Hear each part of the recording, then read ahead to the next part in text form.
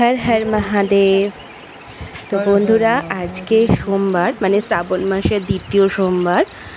তো আজ আমি ঘরেই পুজো করে নিচ্ছি। ঘরে যে আমার শিবলিঙ্গ রয়েছেন, যে শিব ঠাকুর রয়েছে, তাকে পুজো করে নিচ্ছি।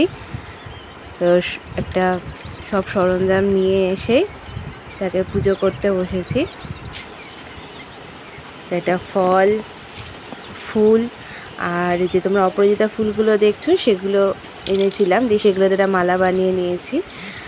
দিয়েই আমি এখানে আমার ঘরের পুজো করে নিচ্ছি। কারণ আমার খুবই শরীর খারাপ, এই রিসেন্ট আমার অপারেশন হয়েছে, তো তাই বাইরে কোথাও যেতে পারিনি। ঘরের ঠাকুরকেই আমি এখানে পুজো করে নিচ্ছি। আর এরপরে যে এখন আমার মেয়েও পুজো করে নিচ্ছে। ও বললো আমিও একটু জল ঢালবো, তো এখানে দুধ দিয়ে এরপরে আমরা জল ঢালছিলাম।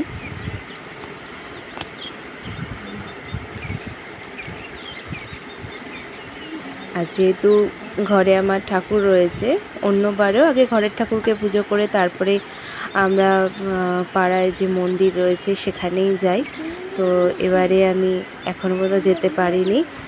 যদি শরীর ঠিক থাকে তো আশা আছে যে পরের কোনো একটা সোমবারে আমি অবশ্যই সেই মন্দিরে গিয়ে বাবার মাথায় জল ঢেলে আসবো। তো তাই ঘরেই মোটামুটি করে নিলাম। আমাদের ভিডিওটা দেখো, যদি ভালো লাগে তাহলে চ্যানেলটিকে সাবস্ক্রাইব করে পাশে থেকো, আর ভিডিওটাতে লাইক করে দিও, কেমন লাগলো সেটা জানিও। তো এবার সে দুধ দিয়ে স্নান করিয়ে তারপরে আবার ভালো করে জল দিয়ে স্নান করিয়ে বসিয়ে নিয়েছি। আর এই যে চন্দনের টিপ দিয়ে দিলাম ভোলে বাবাকে।